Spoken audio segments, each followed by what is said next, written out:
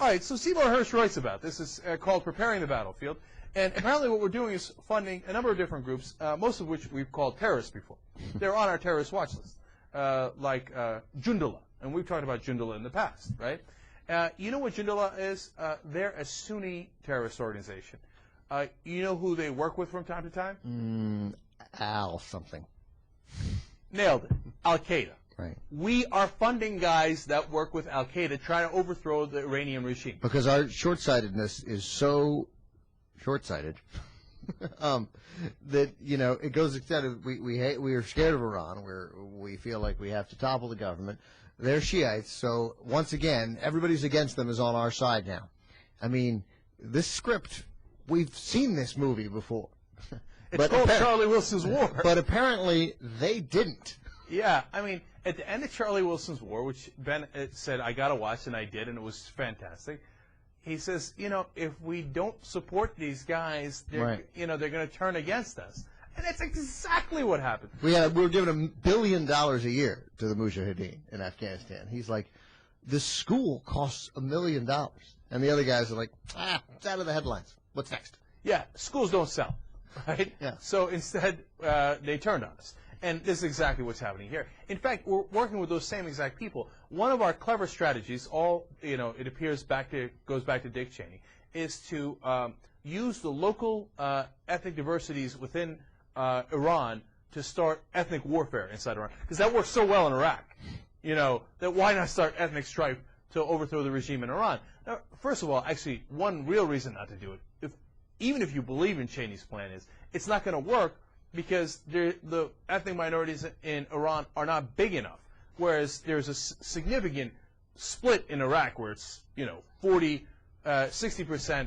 Shiite, 40% Sunni, and then 20% Kurd. Kurds are also Sunnis. There's real solid groups there. Whereas in Iran, mostly Shiite, and then a lot of these ethnic groups are too small to make a difference. So one, it's a bad idea because it's not going to work. Number two, if it did work, it'd be even a worse idea because then you'd have instability in Iran, and guess who wins in instability? 9 out of 10 times, religious extremists.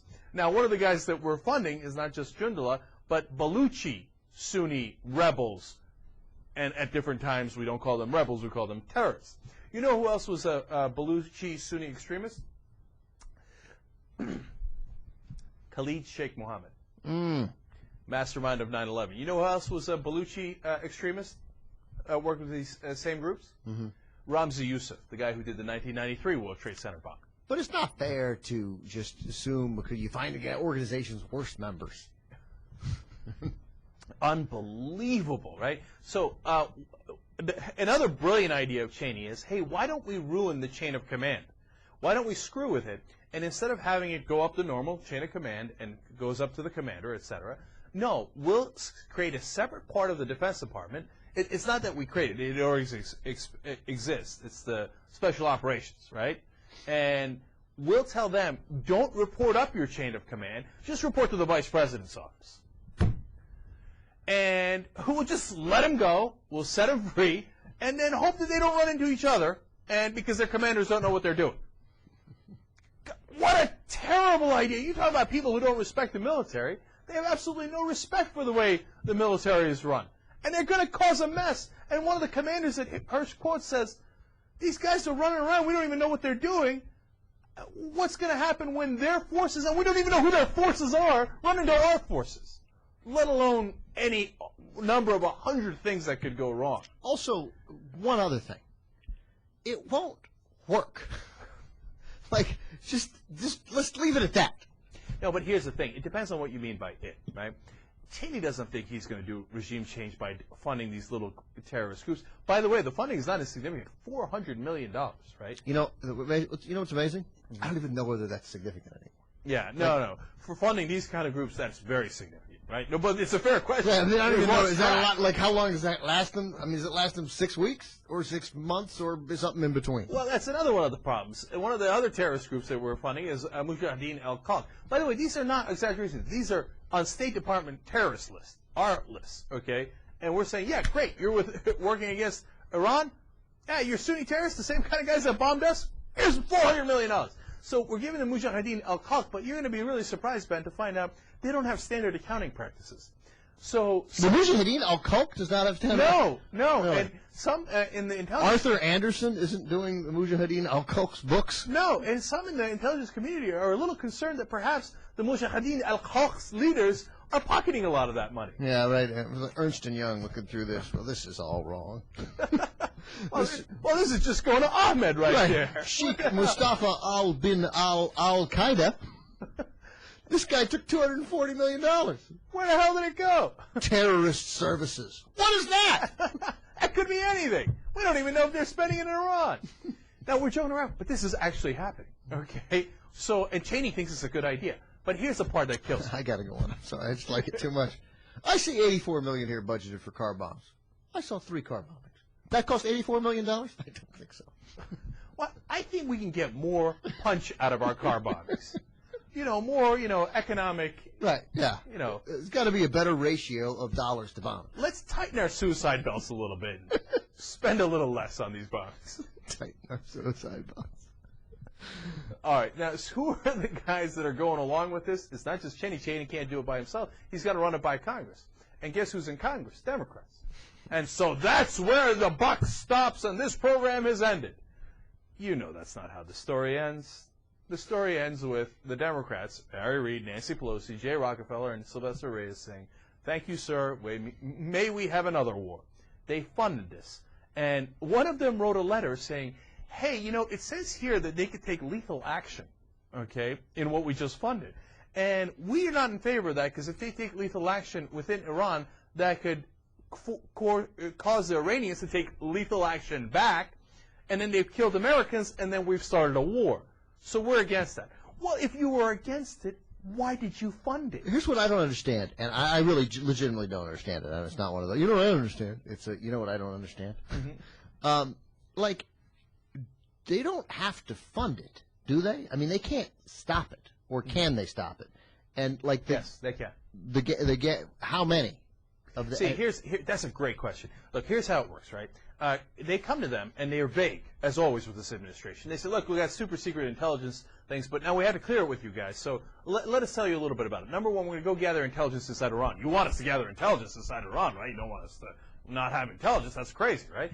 Number two, we're going to fund some of these groups that are going to look to undermine the regime, but none of you are happy with the Iranian regime, right? Regime change, right? Okay, good, all right. Well, not necessarily regime change, but let's see what kind of damage the Baluchis and the Mujahideen al-Khalq and the Jundullah can do, right? And the Democrats are like, okay. And, oh, by the way, they're allowed to use lethal force, and so we might accidentally start a war. All right, we're all good? Right? And the Democrats, at that point should say, no, we're not all good. You should not spend this money to try to undermine the Iranian regime. That's a bad idea. And if I trusted you, I would say, hey, listen, given your 7 years of track record of doing the right thing here, I trust you that you're going to mainly use this to gather intelligence, and we do need intelligence out of Iran, so I'm going to give you the money. Now, that would happen if we had a track record of doing the right thing. Instead, we have a track record of doing absolutely the wrong thing and starting wars, and Cheney, wants to start the war, right? And then Cheney and Bush say, don't worry about it, trust us, we're not trying to start a war, and yeah, you're giving us the authority to, by allowing us to use lethal force inside Iran, but trust us. See, that's where the Democrats should say, hell no. But that's what I want to understand, and I'm not quibbling with what you're saying overall. But I want to know if this is the Gang of Eight, of which there are 4 Republicans and 4 Democrats, and it has always been portrayed to me that these guys get briefed. I don't understand if they can stop it. They probably can in some way. I don't know how. I would be curious. Oh no, they stop the appropriations. Flat out, you don't get the money for it. You cannot do it. And they can't get the appropriation somewhere else. There's no secret. What the Gang of Eight does is, this is straight out of Charlie Wilson's war. Okay, what the Gang of Eight does is they move the money.